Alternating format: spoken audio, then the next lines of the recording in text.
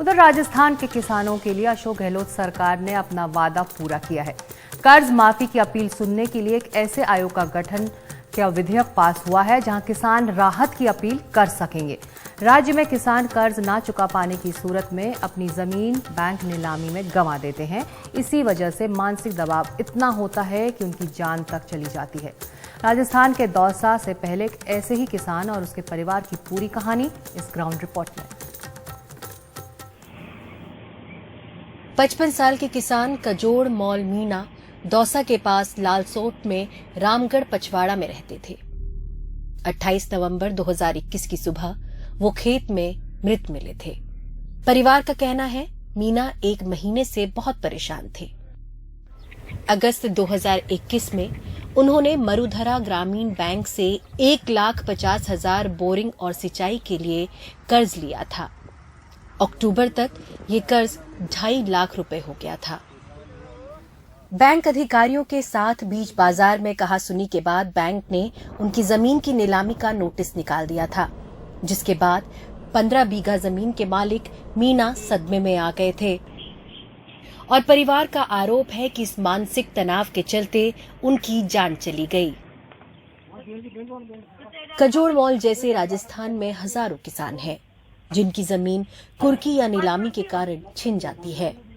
राज्य की विधानसभा में पेश किए गए आंकड़ों के मुताबिक राजस्थान में पिछले 4 साल में 19,422 किसानों की जमीन बैंकों ने जब्त कर ली है। राज्य में कजोड़ मॉल की मौत के बाद मामला गरमाया था। बात मुख्यमंत्री तक पहुंची भी, लेकिन परिवार को ना तो 2 लाख का वो मुआवजा मिला जो खेत में मृत पाए जाने पर किसानों को मिलता है, न ही 5 लाख रुपए की वो आर्थिक सहायता जिसका राज्य सरकार ने ऐलान किया था। बैंक से अब परिवार ने कर्ज का सेटलमेंट खुद किया है। मुख्यमंत्री से मिले थे? हाँ, मुख्यमंत्री से मैं क्या कहा था?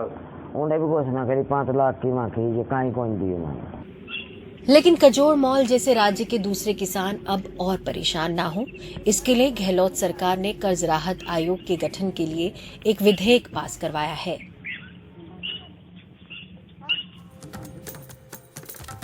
और इस विधेयक से पहले गहलोत सरकार का दावा है कि वो अब तक 21 लाख किसानों का कर्ज माफ करवा चुकी है। ये कर्ज 15,000 करोड़ रुपए तक के थे जो राज्य की सहकारी बैंकों से लिए गए थे। राज्य सरकार के मुताबिक हालांकि वो राष्ट्रीयकृत बैंक यानी कि नेशनलाइज्ड बैंक से कर्ज माफ करवाने में सफल नहीं हुई, इसलिए कह रही है कि ये विधेयक लाना जरूरी था। जयपुर से इस विशेष रिपोर्ट में नए आयोग का पूरा ब्यौरा।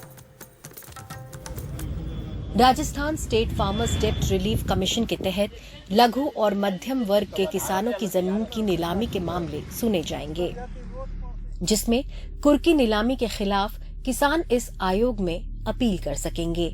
अगर किसान संकट में है, ओलावृष्टि या कोई प्राकृतिक आपदा के कारण फसल बर्बाद हुई है और वो कर्ज चुका पाने में समर्थ नहीं है, तो वो इस आयोग में कर्ज माफी का आवेदन कर सकेंगे। जब तक मामले की सुनवाई पूरी नहीं होती, तब तक बैंक किसानों की जमीन की नीलामी नहीं कर सकेंगे। आयोग के पास कर्ज चुकाने की अवधि बढ़ाने के भी अधिकार होंगे। हाई कोर्ट के रिटायर्ड जज इसे आयोग के चेयरमैन होंगे।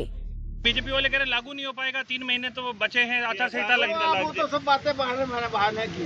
बिल बन चुका, बिल पास हो चुका, अब क्या राज्यपाल जी के पास जाएगा। लेकिन बीजेपी आयोग के गठन की टाइमिंग को लेकर सवाल कर रही है। इससे किसान को कोई रियायत नहीं होने वाला, केवल एक आयोग का गठन किया है, उस आयोग की अनुशंसाएं मानना यह भी आवश्यक नहीं है। उसमें लिखा है केवल आयोग करेगा। मैं तो 3 महीने में तो कोई आयोग बनेगा, अनुशंसा करेगा, किसका माफ होगा? तो उसे केंद्र सरकार से अनुशंसा की गई है।